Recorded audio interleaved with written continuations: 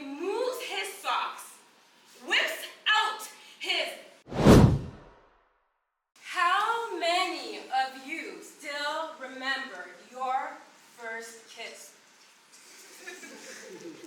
Okay, all right. Well, I will never forget mine. I'm 18 at a National Youth Leadership Conference in Ottawa, Canada. And Jonathan and I have been making googly eyes at each other all day. So, when he says, "Hey, wanna go for a walk?" I say, "Yeah." So, we're walking outside in some field. The moon is shining. The air smells like that exciting aroma of possibility. And a hit of cow poop. He takes my hand. My nails are tingling. He says, "Can I kiss you?" And I say, "I don't know how." And he says, "That's okay. I'll show you." My heart is trying to escape my chest. Step 1, he says, tilt your head.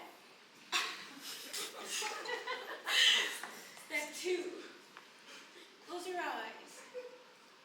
Step 3, part your lips.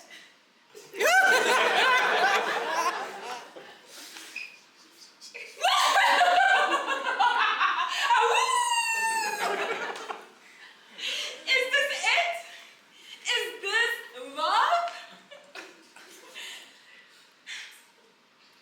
I do not know it then, but that first kiss is foreshadowing the next 17 years of my dating life.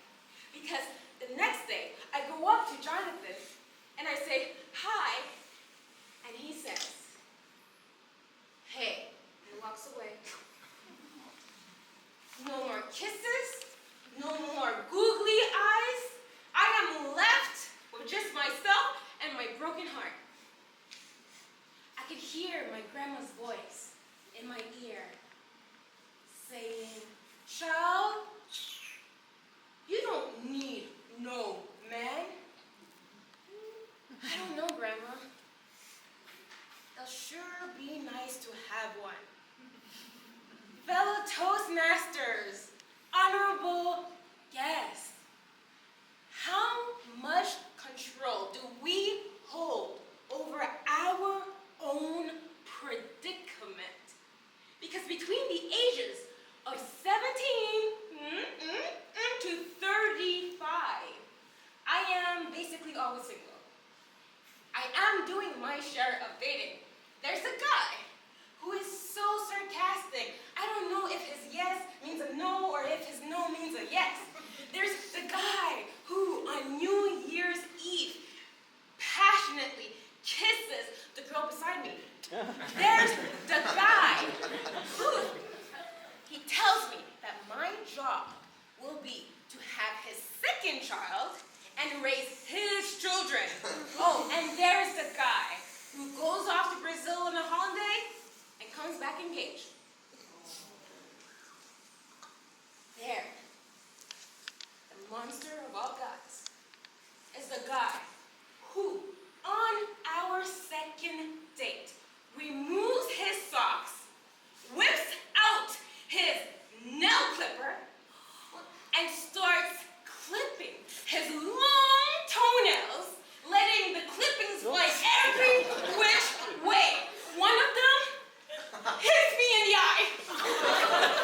I hear my grandma's voice loud and clear. "Child, you don't need no man." "Yes, Grandma. But I want the right one." I reach my breaking point. It's enough. Never again. I sit down. I make a list. My non-negotiables. What do I want in a life partner? What are the must-haves? Basic things. Kindness. Compassion. A sense of humor. Does not weaponize toenails.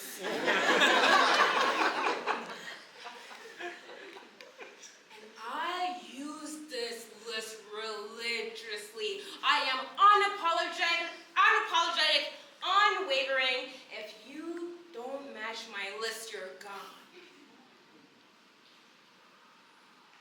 I'm 36.